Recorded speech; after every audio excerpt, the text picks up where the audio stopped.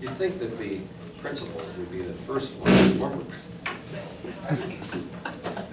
I'm just teasing Mom.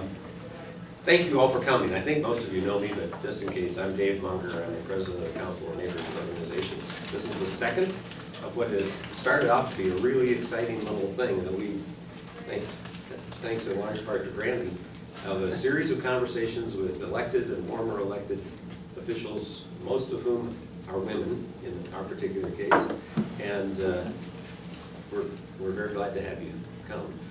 I think I'm going to let Margaret introduce herself to the extent that she wants to, and then we'll turn off my phone here quickly.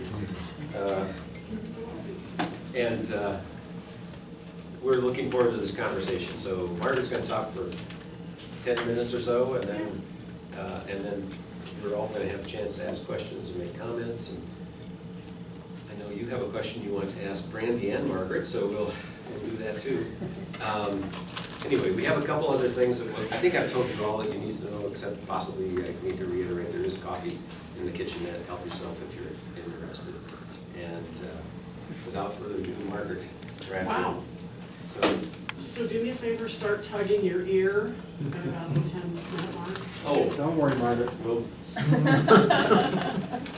Kevin will do it for you. I'm sure you will. I'll tug your ear. Well, I'm going to blush.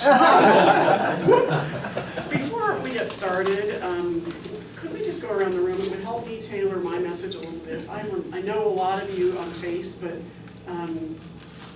start around, yeah. All right, my name's Katie Lally, and I have a background at the Center for Creative Leadership, but currently I am working on the Southers campaign, and it's very interested in this organization as I am. Good, good. I'm Nancy, and I've owned a home since 1976 up in the north, in the District 20 area. Okay, great. I'm Mary Beth Tribe, and I'm with the Ivy Wild Improvement Society. Oh, So we're just checking out to see what you have to say about neighborhoods. cool. I'm Carolyn Medley, and I'm just interested, we live up in Margaret. Neat. Had some elections and things going on, and I was interested, as well as having a daughter that takes part in therapeutic rec, which I know is a city. Yeah, cool. I'm Molly Mary. I'm on the Ivy Wild Improvement Society board, and I'm the executive secretary for the Kono board. Okay, because I knew you looked familiar. Of course, I'm Brady, but Randy Williams, former member of the Colorado Springs City Council. Kevin Walker. the ear tugger. I've been involved in community development for 35 years in a variety of different ways. Some of which we're glad about, and all of which we love you anyway. I'm Chuck Martin. I live in the Old North End and serve on the Old North End board and member of Kono as well. Great, back here. Bruce Hutchison, the president of the Pine Cliff HOA, and a member of the Kono board. Okay, great. Hi, I'm Delia Busby. I thought so. I've been many things, but currently working to open the Adventures in Learning Career Academy. When I saw this thing, I said, it'd be great to go and listen and hear what's going on in the community. This is my husband. Oh, hi. I'm Ron Busby. Hi. Deb Jones, president and coordinator of the Deerfield Hills area. Wonderful. I'm Roy Heald. I'm loosely associated with the Bluffs Homeowners Association, which is Village 7. But the reason I'm here is I'll just go on record as saying I love Margaret Radford. I would not pass up an opportunity to see Margaret speak. I've known Margaret for years in a professional capacity, but right now I'm on my lunch hour, so at least I'm not in a professional capacity, so this will be a little different. Someone who loves me and someone who will tug to hear it's awesome. So I wrote this on a plane yesterday. It's going to be a little longer than 10 Oh, minutes. Rick didn't get a chance to introduce himself. Oh, pardon us. Hi. I love Margaret. It's going to be longer than 10 minutes. And I wrote it on a plane yesterday coming back from Texas where I had to help an old friend clean out an incredibly hoarded house. I'm still taking showers every hour. A little bit about me. I'm a wife to Bill Radford, who at the Gazette now seems to need to mention all over again that we're married for some reason, which is fine. Bill Radford at the Gazette, who writes a country column about our life in the country now. Fun column on goats today. Yeah, thanks. It's so fun. All those years, he was the wife of City Councilwoman Margaret Radford. He was the husband of City Councilwoman Margaret Radford, and now I get to be the wife of columnist Bill Radford, so it's awesome. I'm a mom to two 20-somethings. Our son's almost 25, and our daughter's almost 21. And I'm a freelance journalist, longtime journalist. Before I came to Colorado Springs, I was in the newspaper business and worked here at the Gazette for a little while and then escaped, and I'm very grateful that I did. And freelance writer, public relations consultant, and now I work on a significant water infrastructure project doing public involvement. So kind of my first love. When I started to think about our topic, which is neighborhoods, government, and democracy, I remembered that at city council meetings, oh, that's right, I served from 2001 to 2009 as a member of the Colorado Springs City Council. I remembered that on occasion our pastor wouldn't show up for the invocation, and Lionel would always say, "You do the prayer, you do the prayer." And anytime I did the invocation, I always tried to remember to thank God for the privilege of self-governance, because we take that privilege for granted in this country, and we don't have it in the rest of the world. And self-governance is a tremendous gift, and it really always was made apparent to me when we were up there trying to decide stuff, that here we are trying to decide stuff to make our community better, and we should be grateful we have that privilege. So I started to think about the journey that I'd been on, and what the beginning of that was, and I started to think about neighborhoods and how neighborhoods are very close to my heart, I know very close to all of your hearts. And I kind of think of neighborhoods as the beginning, the first level of democracy, schools, your school board, but also your neighborhoods. And I started to think about the journey that Rick Hoover and I started on in '97, right? And I kind of want to take you on that journey with me, and I'm going to be omitting many, many details, but there were some key steps our group, which came to be known as the Rock Island Trail Neighborhood Association, took that I think made a difference for us, made a huge difference, I think, for our community. And I think some of the steps we took are the kind of thing that could be helpful to you when you're trying to become involved or more effective. So with that in mind, circa 1997, I'm a freelance writer, work at home, have a toddler and a 5-year-old, minded my own business. I've just escaped from the Gazette and I'm running a small business. And a guy rides up on his bike with a little flyer that says, "No Constitution Freeway." No Constitution Freeway. And I'm like, what's that? What's that? I'm minding my own business. I don't know anything about this. So the flyer invited me, us, anyone who got it, to a meeting at a church that would happen. I think it was that next Saturday. And this got my attention because we had just moved into that house that I was standing in front of when the guy drove up.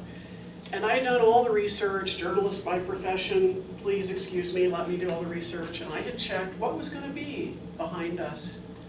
And we were told a trail that had been promised for 20 years. We were going to have the Rock Island Trail. Okay, awesome. We weren't told about any freeway. There was no freeway in the official plans. So I was a little skeptical and went to the neighborhood meeting. And do you ever have those moments where you walk in a door and your life changes, right? I met the people I would spend the next 10 years working with, dedicated to, committed to, the other neighbors who became close friends, confidants, mentors. And what we learned at that meeting was, it's just so hard to say this, that the city staff had been working on a double top secret plan to build a 360-foot wide West Coast style freeway on what is now Constitution. That would have been westbound, and where our Rock Island Trail is today, by no small accident, would have been the eastbound sections. Double top secret, wasn't on any long range plans. Carl. How are you? So, you know, that was the folklore at the meeting, was staff's working on this. It's a secret. We don't get told about it. So at that early meeting, oh, and I skipped. Action steps 1 and 2, this meeting represented. Get organized and tell other people about your concerns. That meeting at the church represented those 2 steps. Get organized, tell other people about your concerns. And then at the meeting, we came up with action step 3, which was assess our situation. And we started to try to truth check whether this folklore could possibly be true, that the city staff was planning a double top secret freeway. So we started going to city council meetings, remember? We divided them up. Anybody who could go to a city council meeting went. Anybody who could go to a planning commission meeting went. Anybody who could go to the Pikes Peak Area Council of Governments 2015 meeting went. We all took notes. We all kept a record. We had a binder we were building. And then a few months later, a couple of us mustered the courage to speak for 3 minutes at citizen comment at city council meeting. We were so new to anything, civic involvement. We were terrified, just to speak for 3 minutes, right? So we did, several of us, and we started to push for our trail. We want our Rock Island Trail, we want our Rock Island Trail, just to see what would happen, how that would go. We kind of hit a nerve with city staff. No, we're not planning a freeway, we don't know anything about that. But we don't want you to build your trail either. We oppose the trail, we're not telling you why, but we don't want you to build the freeway, but we're not building the freeway, we promise. Once that happened, once the staff kind of took that posture, then we got the attention of a city council member. Was it our city council member? No, it was not. It was Bill Gooman, who represented then District 2. That was a 4-district system. District 2 was northeast, we were southeast, so he was not our guy, he was just north of us. Our person was a little bit too busy being a socialite at the time. So we couldn't get her attention. We got his attention. He started asking questions of staff. And his question to them was, why can't, if we're not planning a freeway back here, why can't the nice people in Rustic Hills have their nice trail? What's wrong with that?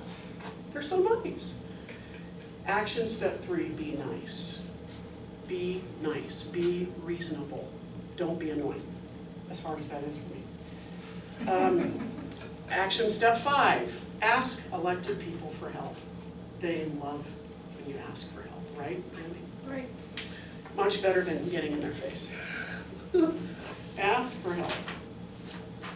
Once Mr. Gooman started asking questions, the staff kind of finally had to level with the elected officials and tell them, oh, well, okay, we are trying to preserve the right-of-way for a possible 360-foot wide West Coast style freeway through 8 or 10 established healthy neighborhoods. Yeah, we are kind of thinking about that. So the game was on. We knew what was what. The folklore had been truth-checked. And our next action step came up. I went to step, which was to do research.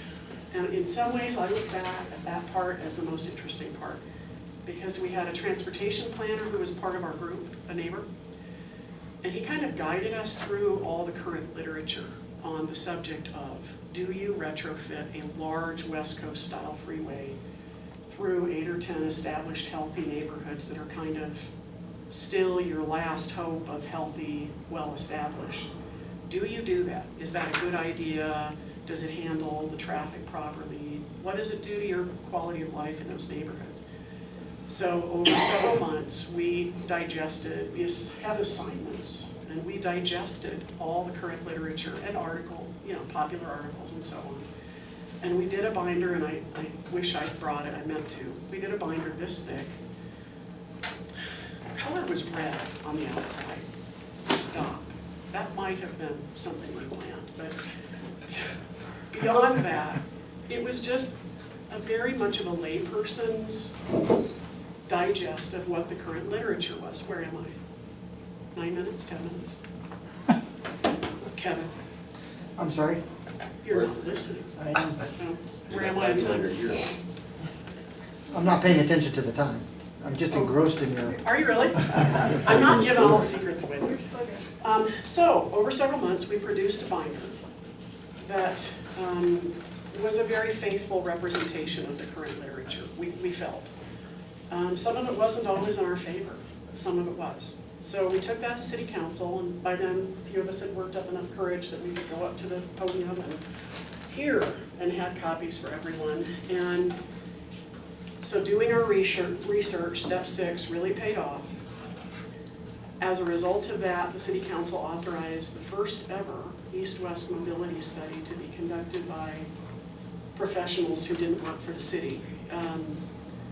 $500,000, which back then was a heck of a lot of money, it still is. But 18 months, they hired URS, big consulting firm, to do an 18-month public involvement study to analyze current data, best data, for our community and its traffic flows and its growth projections and blah, blah, blah, and best practices, the stuff we looked at. We met, was it every Thursday? Every Thursday for 18 months at a church downtown. And our group, the Rock Island Trail Neighborhood Association, by then had connected with the Old North End, with Kono, with numerous other groups that were neighborhood groups. So we had built alliances. And I think that would have been action step 7, but I've lost track. We stayed with the process. We didn't just participate in the process, we kind of became the process. And what I mean by that is our neighborhood made sure, action step 8, we got to know the experts, the URS people. We got to know how they thought, what their professional opinions were.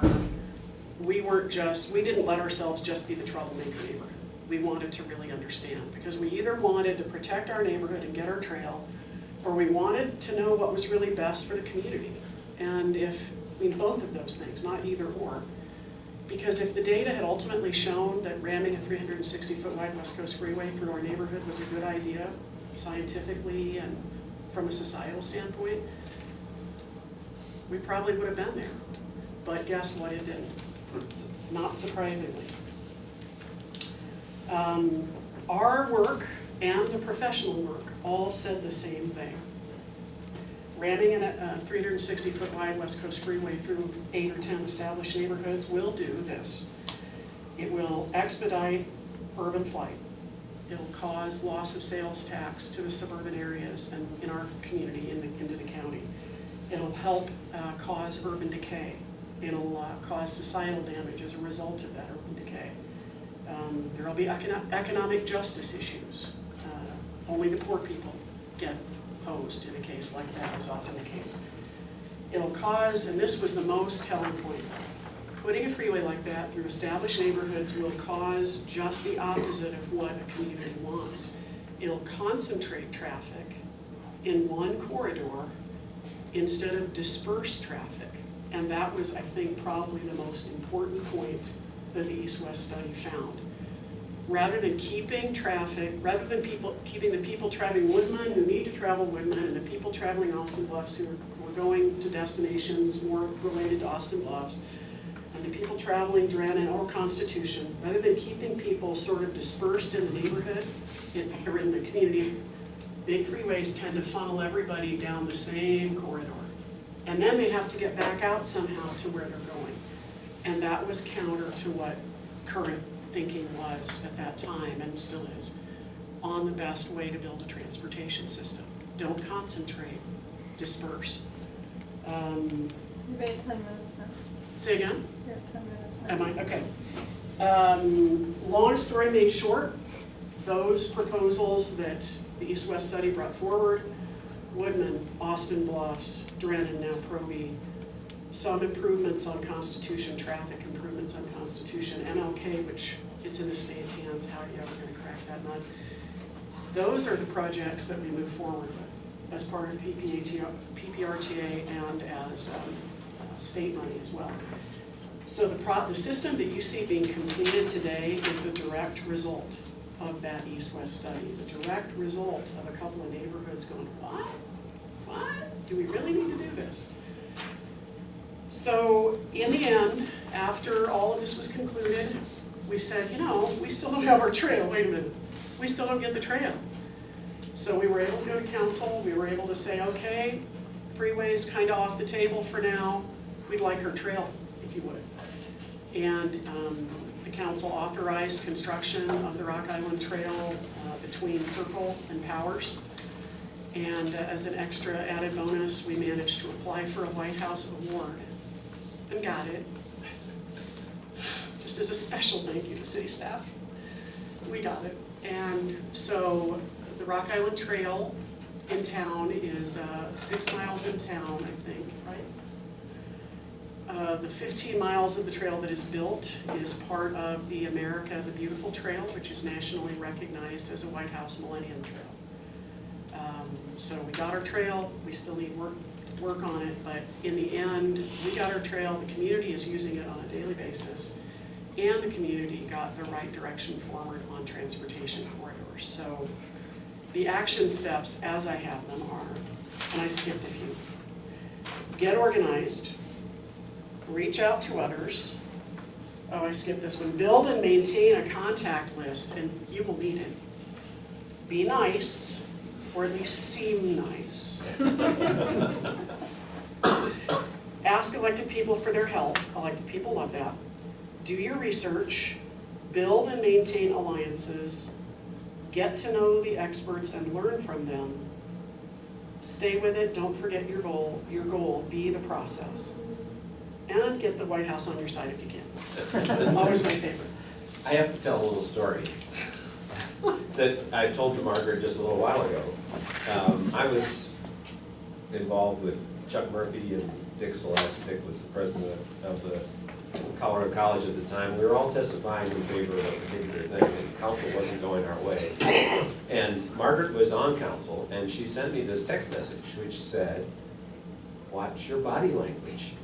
And it was a great message, and it's still a great message. It really was a big piece of... You were all... Yeah, exactly. And I'm like, oh. But then the really funny thing about this was I had just gotten my iPhone. I didn't know how to do text messaging, and I didn't see the message for about 6 months. It's a good message anytime. It was still a good message. It's a message I need to remember a lot. Was that helpful? What questions would you have? Can I just say, Sure. I've known Margaret for a long time. I'm Doug Jones from the Deerfield Hills area. We used to be the top 10 crime areas in Colorado Springs, which we no longer have that means. But Margaret was there for us when we first got started. We had a fort put in. We had the spray park put in, That's which we were highly... That's a fort for playing it, right? Yeah, right, yes. And we had the spray park put in, which is, we're highly known for that area now, for the spray park. And she got the Milton E. Burley Parkway